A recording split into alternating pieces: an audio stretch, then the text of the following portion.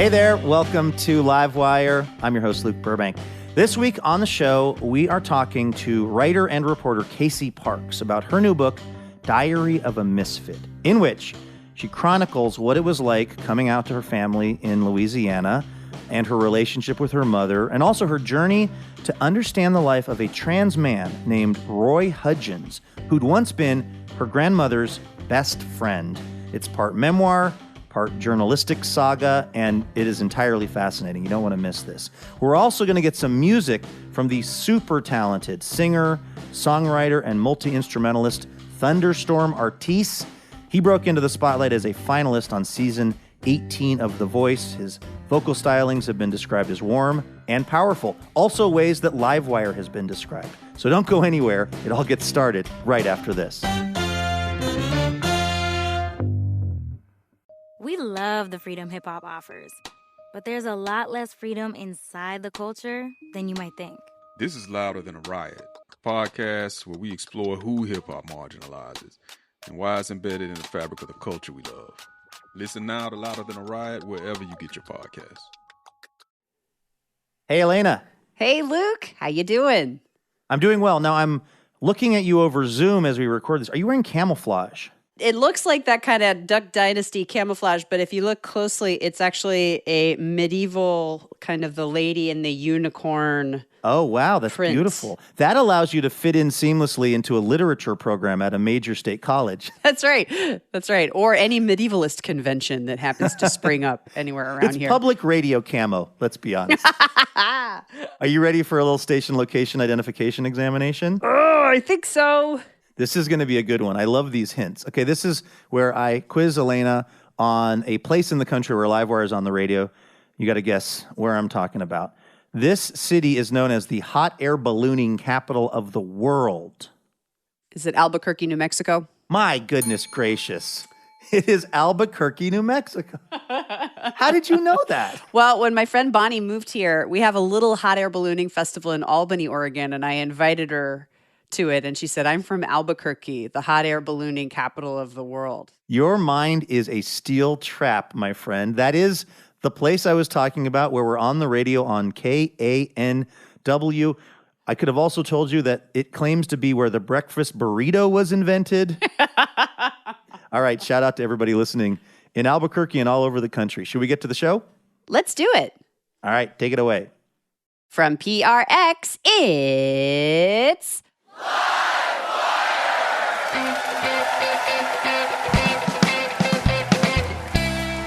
this week, writer and reporter Casey Parks. Actually, I'm the worst natural journalist in my family. I'm very shy. I don't like talking to strangers or anybody. With music from Thunderstorm Artis. I normally sing with my eyes closed because I allow my emotions to just kind of take me over. And so 30 seconds to the song, I'm like, oh, I need to open my eyes. And then I do, and they're all staring at me. I'm your announcer, Elena Passarello, and now, the host of Livewire, Luke Burbank. Hey, thank you so much, Elena. Thanks to everyone for tuning in from all over the country. We've got a great show in store for you this week. This conversation that we had with Casey Parks about her book, Diary of a Misfit, was so memorable. Folks that were there when we recorded it live have gotten in touch and just mentioned to me in passing how much fun it was. So very excited to play that for everyone. And, of course, excited to provide the listener responses to our question this week. We asked the listeners, what is a mystery you're still trying to solve? This is tied into Casey's book. We're going to give those responses coming up in a few. First, though, of course, we got to kick things off with the best news we heard all week. This is our little reminder that there is some good news still happening out there in the world. Elena, what is the best news that you heard all week? Writing news. I love a good writing story. Gee, I wonder why.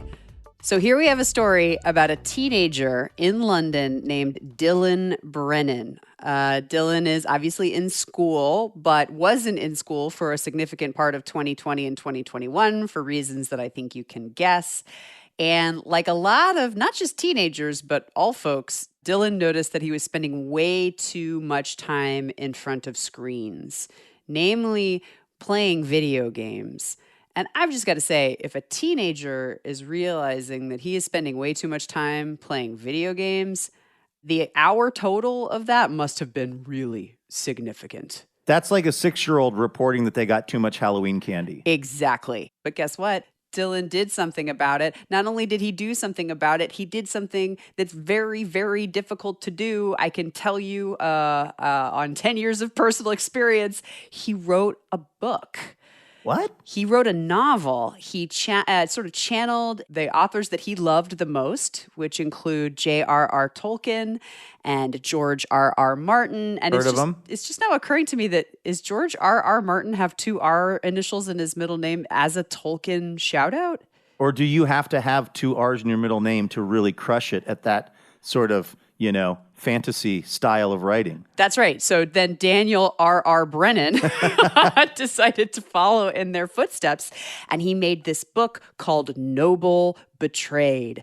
It's a big old gorgeous honker doorstop novel that he worked on for 9 months. He named some of the characters after his teachers, and he modeled some of the action after life and news events and things that he was aware of in his hometown of London. I haven't read it yet, but I can read it now because this month it was just released on Amazon. I think he took advantage of some of the amazing self-publishing opportunities that are around today that made blockbusters like The Martian happen, for example. Right. So he put it out. It has already received 5-star reviews, not just from his home country of the United Kingdom, but from the USA, from Spain, from Australia. And he feels amazing. He can't wait to start another book. And I just love the idea that not only did he kind of make his life a little richer by finding a hobby that doesn't necessarily involve a screen, but he's done this really amazing accomplishment. It's really hard to put a novel together, and then he's made this gorgeous product that, by the way, if you have a Kindle Unlimited subscription, you can download for free right now. That is so impressive. You've written books, Elena. I've told people at parties that I'm going to try to write a book. So we're kind of the same on this. I think we both know what an accomplishment it is for someone to actually finish something like this. All right, from a cool story about this young person in London to a story that kind of sounds apocryphal, somebody decided to write on Twitter the fact that Martin Luther King Jr. paid for Julia Roberts' birth is a little-known fact that sends me. That was what somebody wrote on Twitter. And then, of course, the rest of the internet said, that definitely sounds made up. Like, that would be wild if true, but that just seems like one of the many questionable things floating around cyberspace. Well, it turns out it is 100% true, Elena. Julia Roberts was born in Smyrna, Georgia. Now, maybe you know this because you're a Georgian, and so this is kind of local lore, but I'm just learning about it as a Yankee, right? So Julia Roberts' folks ran a theater school in Atlanta, and Dr. King and his wife, Coretta Scott King, were trying to find somewhere for their kids to go, and because, of the time, they were having a really difficult time placing their kids in one of these programs, and Julia Roberts' folks were like, absolutely, bring them on over. And they became family friends, and Julia Roberts' parents, turns out, running a theater school in Atlanta in that era, not the road to riches. So they did not have the money to pay for Julia Roberts' birth, and the Kings actually paid for her birth. This was confirmed in an interview that Julia Roberts did with Gayle King, no relation, and then also some of the descendants of Dr. King and Coretta Scott King were confirming this online. So this is a real thing that a lot of us, not you, Elena, but people like me, are just figuring out. I had no idea, but the one thing I did know is my mother took lessons at that acting school with Yolanda King. So she had 2 stories about the acting school. One was that the King kids were there taking classes with her. I think Yolanda King's like a year younger than my mother. And the other is that she used to hang out with baby Julia Roberts, who I think is 10 years older or younger than my mom. And my mother had 2 things to say about baby Julia Roberts. One was that she was blonde. And 2 was that she was a very messy baby. I think she like watched the baby for a little bit. How did I pick this story off the list when this is your lived experience, Elena? This is like you doing a story about sign painters in Seattle in the 1980s. I don't think she knew anything about that payment thing, though. I think my mom just was happy to take acting classes, and she remembers the Roberts family really struggling to make ends meet as well. Like it was really obvious that they were like a paycheck to paycheck kind of a situation. So how amazing. That right there. One of these cool stories on the internet actually being true is the best news that I heard all week.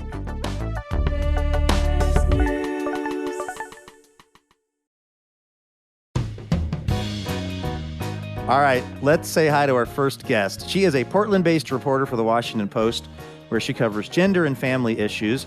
She spent 10 years in rural Louisiana, which incidentally is also where she grew up, knocking on doors and researching the life of a country singer who had transfixed her grandmother back in the olden days. And that research became her new book, titled Diary of a Misfit, a memoir and a mystery. Take a listen to this. It's our conversation with Casey Parks.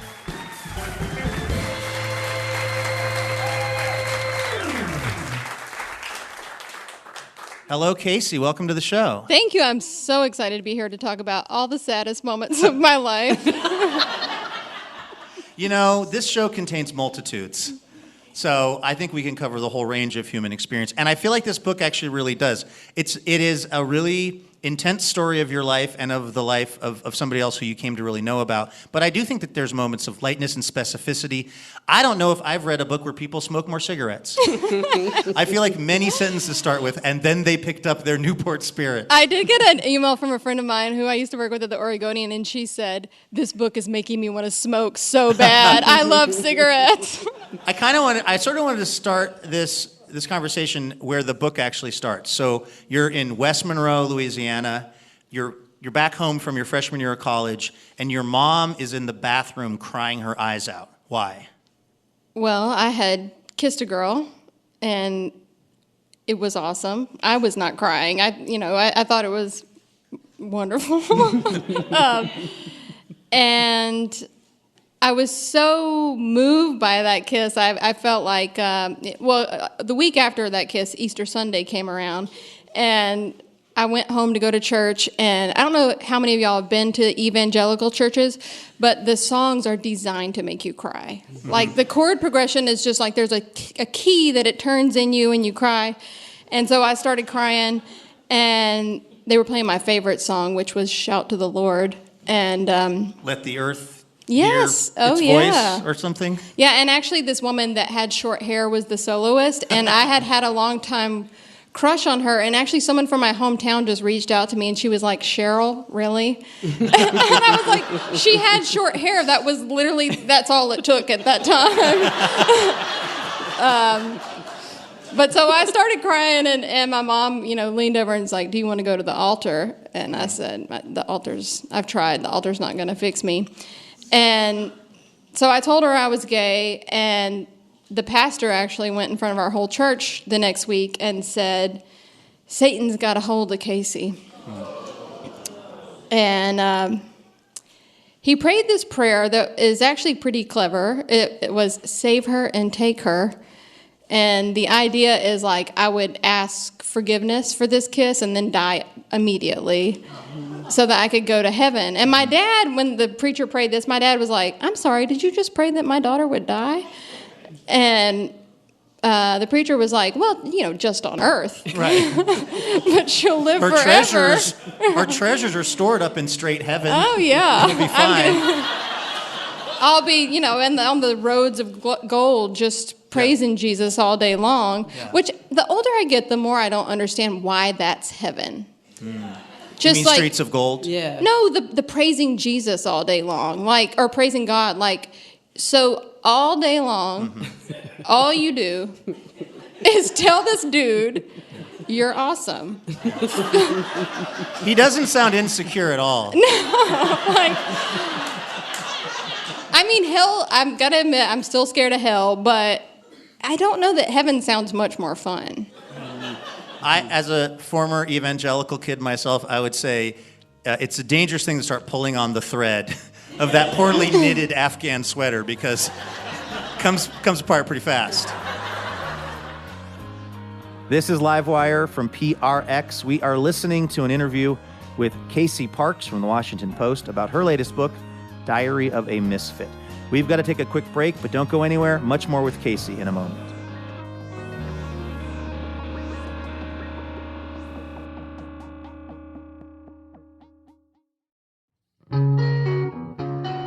Livewire is brought to you in part by Alaska Airlines. Alaska Airlines offers the most nonstops from the West Coast, including destinations like Hawaii, Costa Rica, and Belize. And as a member of the One World Alliance, Alaska Airlines can connect you to more than 1,000 destinations worldwide with their global partners. Learn more at alaskaair.com.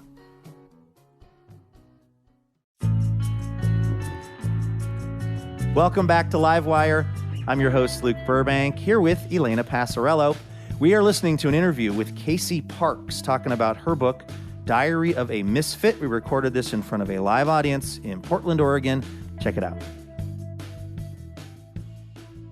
On this same day that you told your mom you were gay and that she was having a real hard time dealing with that, your grandmother, who sounds like was a pretty no-nonsense person, first of all, sort of comes into the bathroom, says something pretty iconic, right? Which was... Yeah, I don't know if you're allowed to cuss on the radio. Give it a shot. Okay. Y'all can bleep me. And I actually am not that much of a cusser, but, you know, I am a journalist, so I do believe in accuracy. My mom was crying on the toilet, and my grandma stormed in. And it was a little tiny bath, about the size of this stool. And... my grandma storms in and she says, Rhonda Jean, that was my mom's name, life is a buffet. Some people eat hot dogs and some people eat fish. She likes women and you need to get the over it.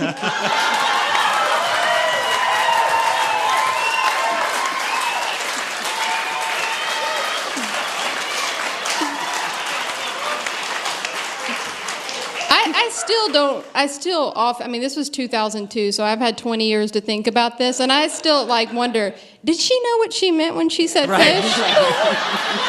Did she pick two incredibly anatomically germane foods? Were they just random? This is just a buffet, you know, just any old hot dog and fish. Right. I mean, at that time, you know, I had not really done that much with a girl. I had seen The Joy of Lesbian Sex in the sociology section of Barnes & Noble, but I was afraid to open it, so I wasn't sure if what she was saying was accurate or not. But well, it sounds like maybe part of your grandma having to some degree open mind about this was because of an experience that then she shared with you, I think later on, maybe even in that same day, about a man that she had known growing up named Roy. What was so special about this relationship with Roy for her? So my grandma was a really tough person. She did not really speak with love very often. She just kind of spoke in declarations. And I had not spent a lot of time with her because of that, because I was kind of afraid of her. And she had hair that just stuck straight up. And she kind of commanded me to sit at this broke down table with her.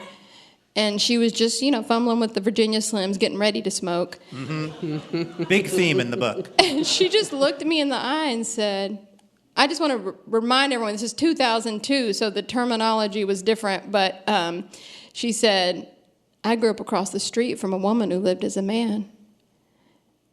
And I just was like, what? I mean, the only gay people I knew were Ellen DeGeneres and Elton John. And I didn't know any trans people, so it just rocked my world that she did, that my grandma knew somebody.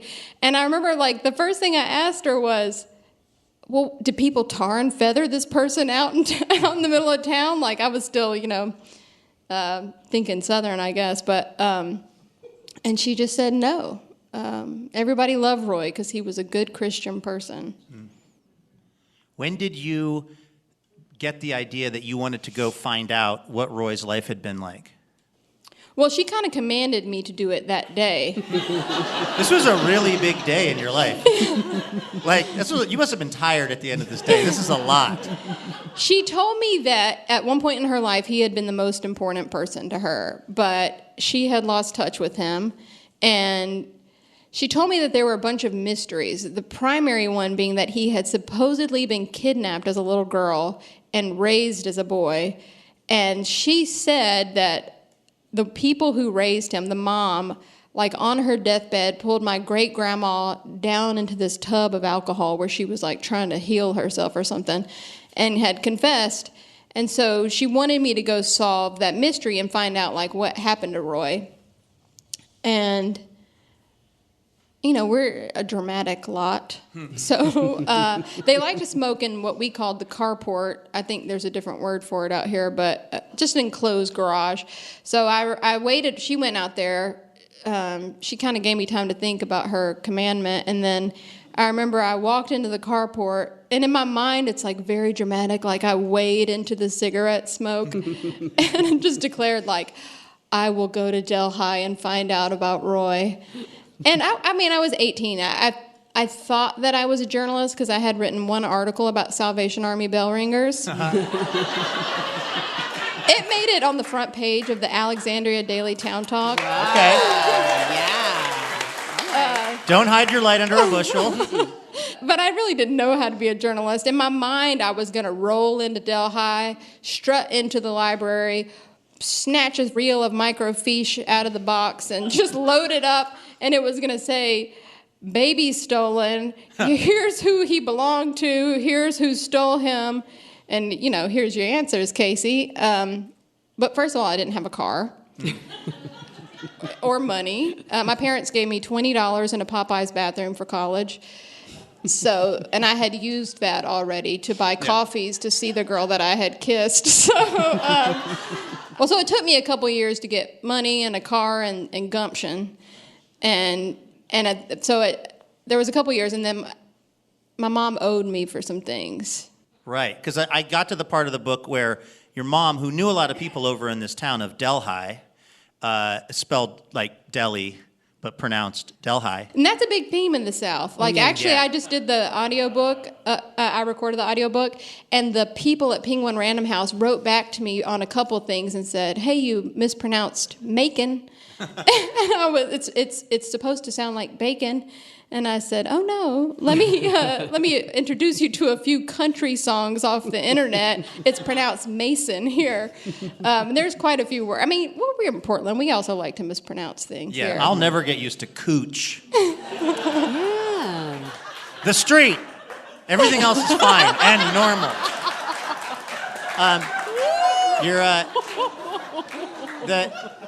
Are you coming out on Livewire? It's going to be a shock to my girlfriend who's sitting in the third row. Sorry, Bex. That's our agenda. So I think I can probably leave now if I've converted one. I was at the part of the book. I was surprised that after your mom's really intense reaction to you coming out, that she was then kind of helping drive you over there and make some introductions to folks that she knew from her childhood. And then we get to the part of the book about why she owed you, which was pretty shocking, actually. She had opened a bunch of credit cards in your name and ran them up. Yeah, she basically stole $20,000 from me. At the time, I worked at the Oregonian, and I made $7.80 an hour. And my parents refused or couldn't, I don't really know. They did not pay back my credit. So like half of my $7.80 an hour paycheck, I think I made like $200 a week, and half of that went to creditors. And yeah, I basically guilted her into doing this, of saying like, if you're not going to pay off my credit card debts, you're at least going to go talk to strangers with me. Seems like a good deal, yeah. honestly. Yeah. I mean, and honestly, my mother loved drama. Mm-hmm. And she wasn't going to say no to it. I'm like, we're about to go investigate a kidnapping of a transgender man. Like, do you want to go? And she was good at it, right? Oh, like, she yeah. was good at talking to people and sort of rattling cages and setting up. She was like your fixer. In a way. I'm the worst natural journalist in my family. I'm very shy. I don't like talking to strangers. or anybody. And I don't have like a lot of natural smarts. I can like read a lot and do that. You know, when you don't talk to people, you can read a lot. But the rest of my family loves talking to people, and they are all like super street smart. Like I've one time spent like a year and a half trying to figure out how welfare worked, and then my cousin who just got out of prison was like, oh, you know, the ombudsman does this, and this is her number. And like, you know, just they all know stuff. Right. Well, I want to find out a little bit more about what this person Roy's life actually looked like, because one of the things I noticed in the book, because you're quoting people directly, was nobody gets his pronouns right. But also, I didn't sense as a reader a lot of malice behind that from those particular people that are in the book. It was an extremely complicated relationship with this person. It didn't seem like he was run out of town, but it didn't seem like he was respected in the way that we would hope someone would be respected. You know, Roy lived at a time where transgender was not a geopolitical issue. There was no alliance defending freedom, like sending out model legislation to every state. He was not a force in this world. He was just the guy who mowed people's lawns and played the banjo on his porch. And I think in that way, like his life was in some ways easier than it might be for trans people now. I mean, in other ways it was much more difficult, but he could kind of exist without a concerted opposition against him. But people did know. I think he didn't want people to know. He did take pains to present as a man, and he thought of himself. He was very pained by the idea of having to wear women's clothes or a woman's haircut. But once people knew, especially once they thought that something had happened to make him that way, and people had all kind of different reasons. Like there were some people who knew this kidnapping story that my grandma knew. Some people who thought a piece of tractor equipment had hit him on the head, and that is why. The most interesting one that I ever heard is someone told me that his family was too poor to afford starch for dresses, and that's why he had to live his entire life as a man. And that just seems like a really long game for the lack of starch. I think starch had fallen out of fashion by the time I was around snooping. But 20 years in, you figured you'd have worked it out. Yeah. You'd have found a solution to that issue. How much does starch cost anyway? I mean, I don't think it's a bank breaker, but... I feel like this book, by the way, we're talking to Casey Parks about her book, Diary of a Misfit, which is a reference to a series of diaries that you were told Roy had kept, which is a big kind of arc of this book, is you trying to get your hands on these diaries that he was keeping. Which I want to talk about in a minute. But also the other big sort of arc of this book to me is your relationship with your mother. Your mom comes off as a really intriguing character, but somebody who's very flawed. You write about, her addiction issues and her being physically abusive to you at times. You also write with a ton of love about her. Was it hard for you to put in the less sort of great parts of her personality in the sense that you were worried people might get the wrong impression of her or your relationship? This is probably not the wisest way to write a book, but I really did not think about anyone reading it. I think that's a great way to write a book, honestly, because then it's like, the book that you want to write, and then you can think about the rest of the world, because the hardest part about a book is finishing it. Well, and then after you turn it in, you have a whole year before it comes out, and then that's all you think about is what people are going to think. That's when you run interference. But I mostly wrote it during the pandemic, and spoiler alert, my mother had recently died, and so I think I was also just trying to reckon with some of it. And right before this, I had gone to a master's program where everyone was obsessed with writing about the opioid epidemic, and none of it squared with what I had experienced. And so I think there was some of that where I was just like, I want to write what it's really like. Not everyone got hurt at the factory and is passed out at Walmart over the steering wheel waiting on Narcan. And so I think I just wrote like the truest version I could, and that includes about myself too. I mean, I think I don't always look great in the book, but I just tried to report about everyone almost dispassionately, I guess, of just like, who are you in all the different ways that you are someone, or who were you? And It's interesting that you say I was the physically abusive thing. I just was in therapy last week, and my therapist said something about me being abused, and I was like, I wasn't abused. And she was like, well, what do you think abuse is? I was like, only if you get punched in the head are you abused. And she was like, where did you come up with that definition? And I was like, well, I was slapped in the head, but that's not the same thing. But, I mean, in the South, I do think it's like a really physically violent place, and kind of biblically ordained to be that. You know, there's the spare the rod verse. So some of it too, I think I didn't even realize how it might come off to other people, because I still have like my Southern glasses on of thinking like, well, this is normal. I didn't even know how much smoking there was. I was just like, well, people were smoking at that time, so. I had a lot of experiences. I come from a very different part of the South, but there were a couple of resonant moments that really rung true, which one of them was when the men are gone, the women put their nightgowns on, and they just hang out in their nightgowns for the whole day. And I was just so happy that crossed state lines from Georgia to Louisiana to Mississippi. That's apparently the dress code when there's no Y chromosomes in sight. This is how I know I'm gay. I don't have any nightgowns. I just kind of go Winnie the Pooh at night, you know? But when they would get in their nightgowns, I'd be like, I don't know what I'm supposed to put on. It's a good Christmas gift idea for you. I don't want to give away too much from the end of the book, but there is it is a real mystery as to kind of what all went on for Roy, and if people were taking care of him or were actually looking to take advantage of him, et cetera.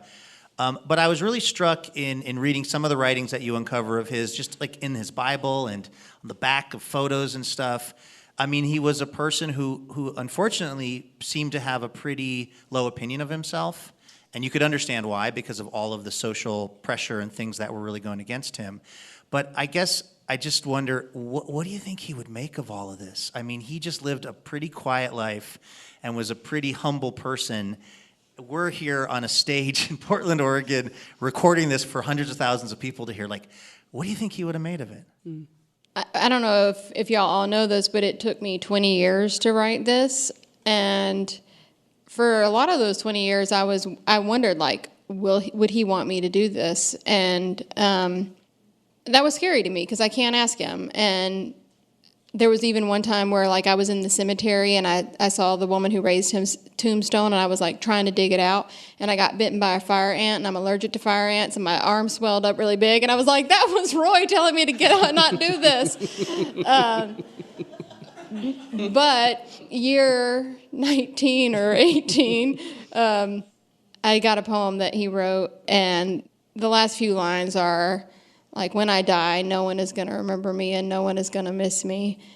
And I remember when I found that, just like looking up and saying, he's wrong.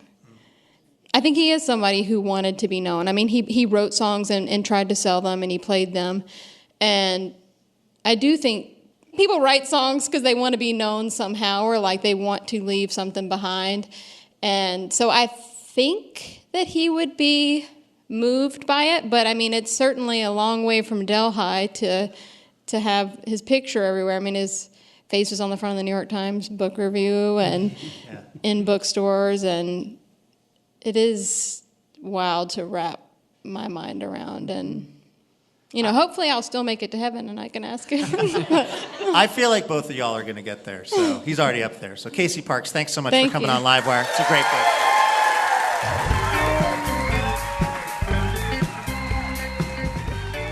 That was Casey Parks right here on Livewire.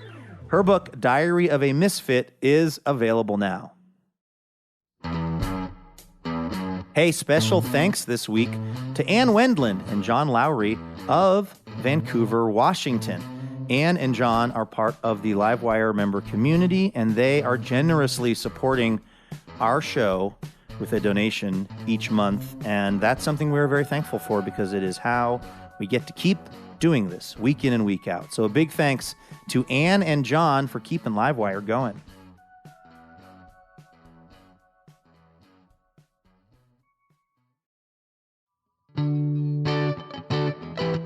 This is Livewire. Of course, each week on the show, we like to ask our listeners a question kind of related to what we're talking about. This week, in relation to Casey Parks' book, we asked, What is a mystery that you're still trying to solve? Elena has been collecting up those responses. What are you seeing? What do you think about this short and sweet one-word response from Frank? The mystery that Frank is still trying to solve? Risotto. Like how to make it? Because it's really hard. I tried to make it one time. It feels like you're just, when you think that you've put enough chicken stock or whatever into the rice, double it. Come back in 4 hours and do more of it. Like I feel like to build it is involved. I know that friend of the show and MacArthur genius Hanif Abdurraqib is chasing the perfect risotto. That's good. Actually, there needs to be one thing that he is not totally good at yet, because he seems to be really good at a lot of things.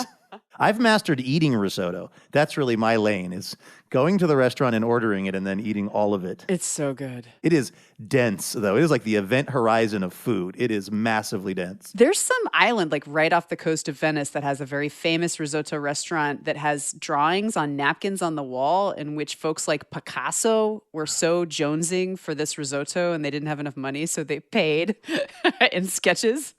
I am going to that place. I keep getting stuck at the Venice Casino. I'm not actually kidding you, which is very cool. But I gotta expand the next time I'm in Venice. Yeah, go there. Okay. All right. What's something else that is a mystery one of our listeners is still working on? I mean, this is a mystery to me as to why people would wonder this. It's from Colleen. The mystery Colleen is trying to solve is whether you should brush your teeth before breakfast or after.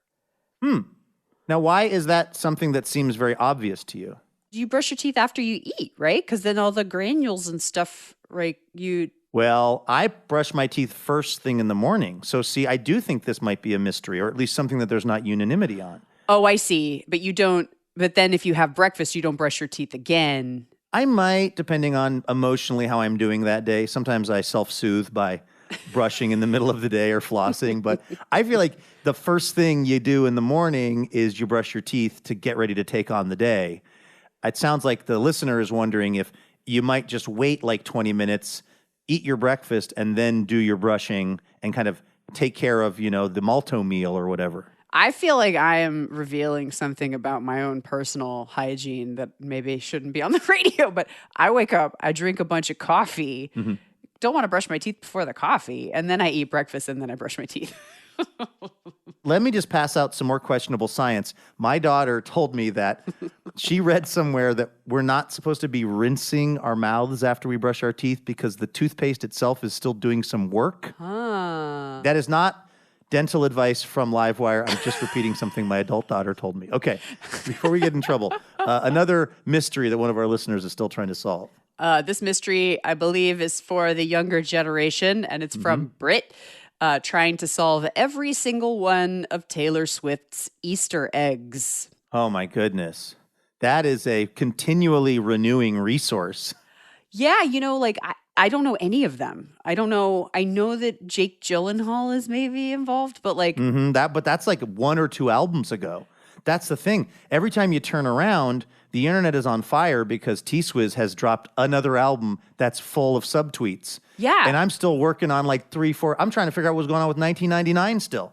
It's kind of like when you read James Joyce's Ulysses and there's a bunch of literary allusions, or like T.S. Eliot's The Wasteland and you're like, I'm just reading the poem. Like, that's the way I listen to Taylor Swift's music. I'm just like, nice sounds. To tell you just how hard of a time I'm having with it, I've just learned from our producers, the album is called 1989, not 1999. I have so much to learn about Taylor. All right, one last mystery that one of our listeners is trying to solve. Okay, how about this one from Jill? The mystery Jill is trying to solve: why my date went to the bathroom and never came back. Obviously, he's a superhero. I don't know if this is a new thing or just because of like TikTok and other social media, I, as a completely outside observer, are more brought into it. But I feel like I see a lot of people posting like TikToks where they're sitting at a table in a restaurant with 2, meals in front of them saying, my date went to the bathroom and it's been 45 minutes. Do you think that they're gone for good? This is not something that I remember from my younger days or my dating life. I'm wondering, is this a new development or are we just tracking it more closely because of like social media? And then you have to pay for them.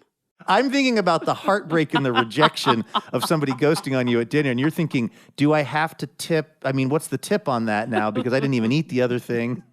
Well, hopefully that it is not happening to too many of our listeners out there. And thank you, by the way, to everyone who sent in their responses to our listener question. We've got a question for next week's show that we will reveal at the end of this episode, so stick around for that. I'm Luke Burbank, by the way, here with Elena Passarello, the very economically minded Elena Passarello. We've got to take a quick break, but don't go anywhere. When we come back, we're going to chat with Thunderstorm Artis, and we're going to hear one of his amazing songs. So stay tuned for that.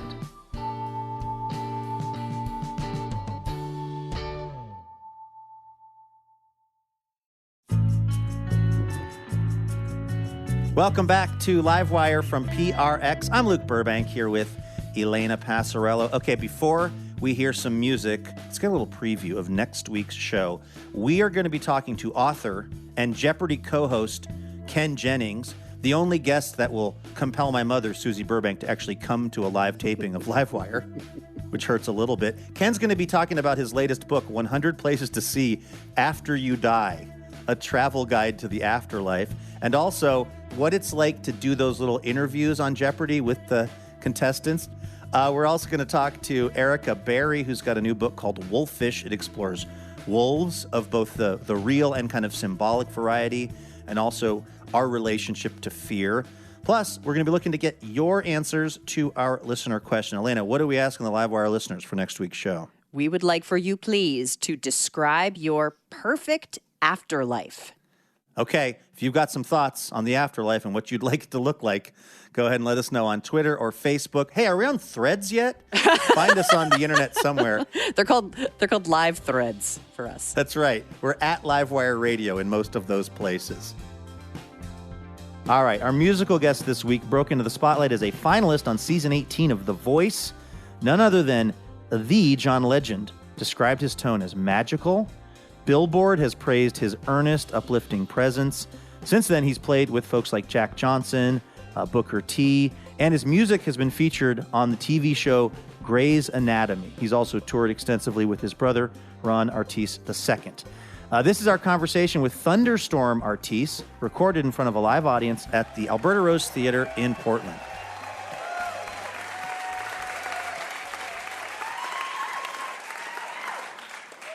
Welcome to the show. Oh, man, I'm glad to be here. Thank you for having me.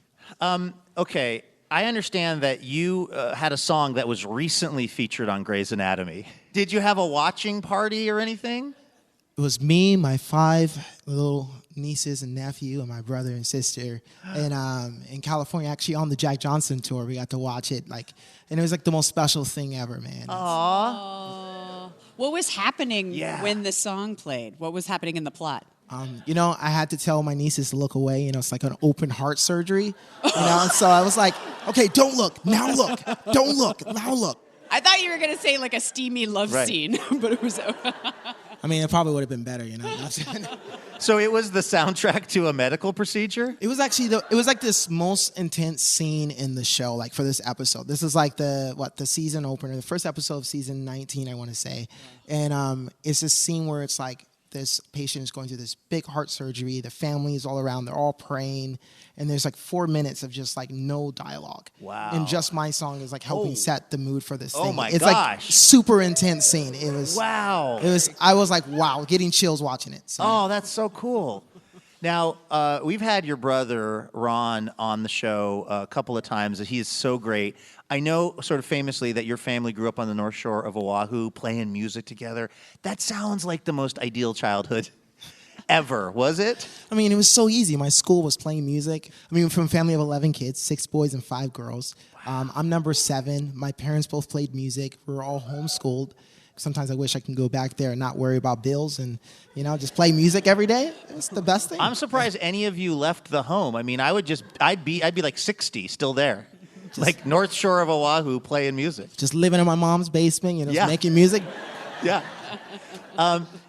Okay, when you were auditioning on The Voice, and for folks who don't know, there's this, it's the blind audition. So, the judges have their backs to the person who's performing. And you played the song Blackbird. And like that is not an easy song to play on guitar. It's some fairly intricate finger picking. Were you nervous to play that song for those judges? First of all, I just want to acknowledge that, like, that's amazing that you know that, because it is a very difficult song. I spent an entire road trip in the back of a Toyota van trying to learn Blackbird. I think it was even so, like, cool, like, nerve-wracking, yes, to answer your question, 100%. My stage coach was like, try not to look at your hands and just look at people and don't look at your guitar. And I was like, she's like, it's not that important what you're doing there. I was like, do you know what's happening in this song? Yeah. If you miss a note on that, it is very, very apparent. Man. But you crushed it. And you're basically like 10 seconds into the song and it's like everyone's hitting their button to turn their chairs around. Like it was instantaneous. Yeah. Then does a big relief go through you once that starts happening? No, because you still got a minute left to sing. You're like, yes, I sealed the deal. But now if I mess up, they're going to be like, how do I turn this thing back around? But no, I mean, the other fun thing about it is that the sound is added afterwards. So if you go back and you watch my episode and my performance, another thing my stage coach told me was open your eyes. And so I normally sing with my eyes closed because I allow my emotions to just kind of take me over.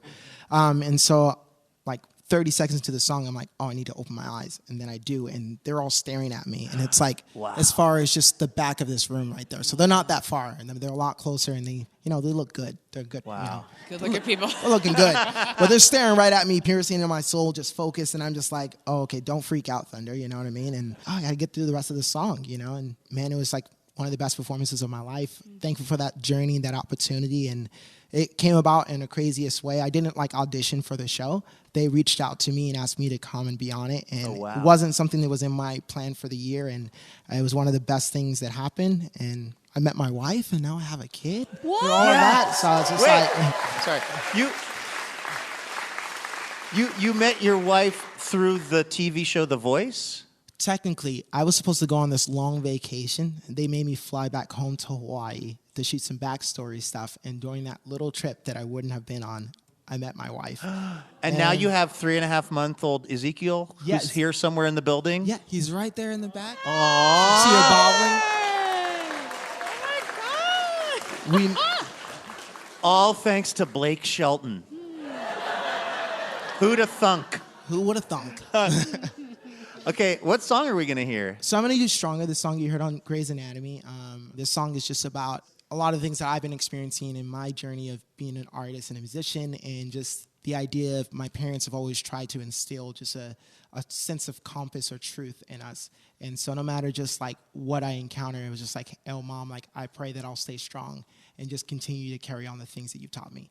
So that's what the song is about. Hope you guys enjoy it. Woo. Wow.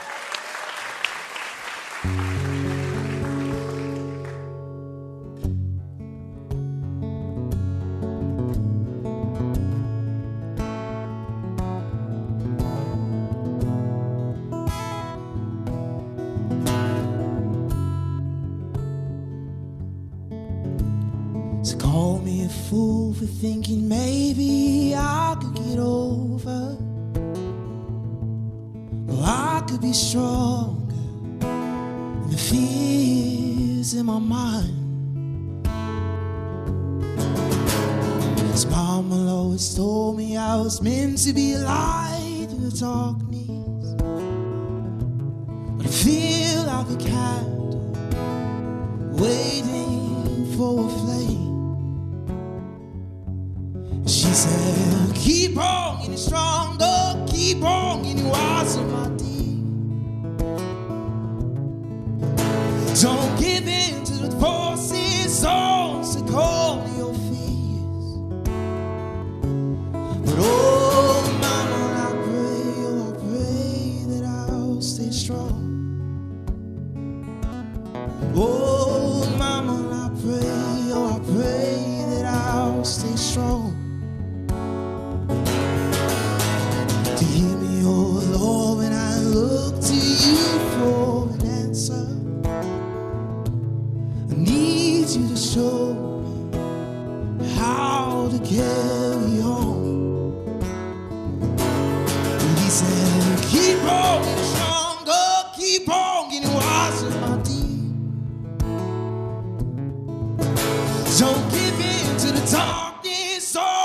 on your feet.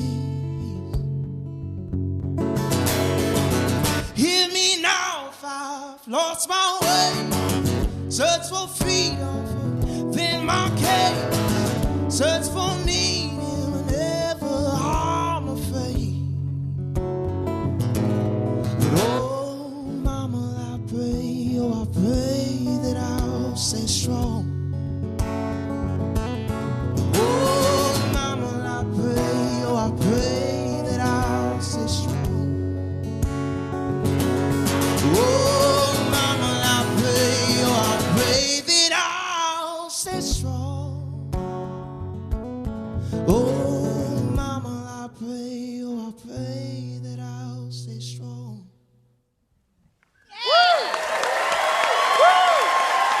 Oh, thank you. That was awesome. Thunderstorm Artis.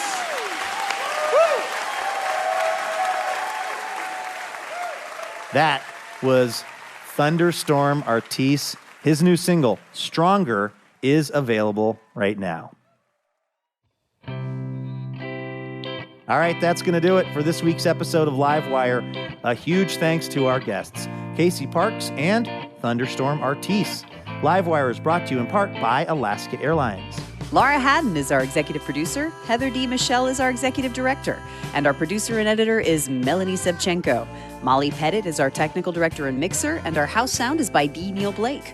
Trey Hester is our assistant editor. Rosa Garcia is our operations associate. And Julian McElmurray is our intern. Our house band is Ethan Fox Tucker, Sam Tucker, A.L. Alves, and A. Walker Spring, who also composes our music. Additional funding provided by the James F. and Marion L. Miller Foundation.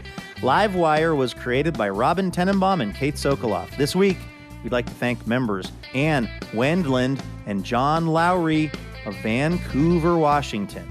For more information about our show or how you can listen to our podcast, head on over to livewireradio.org. I'm Luke Burbank for Elena Passarello and the whole Livewire team. Thank you for listening, and we will see you next week.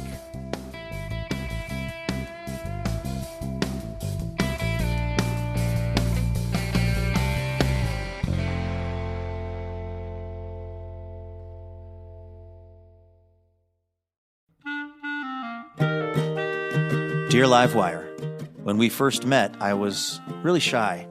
I had no idea we'd spend so much time together or that you'd be one to fill my heart with joy and make me want to be a better person. Oh, I'm sorry, I didn't know you were here. I was busy reading a review from one of our many rapturously smitten listeners. Oh, wait, actually, no, sorry. This is from Elena. Anyway, the point is, it would be really helpful if you wanted to leave us a review. Feel free to say really nice things about us, and we'll even read them now and then on the show. So you might hear your review of Livewire read on the program itself.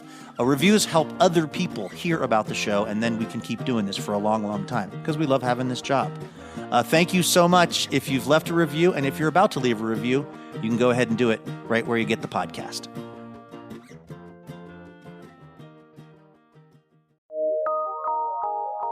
From PRX.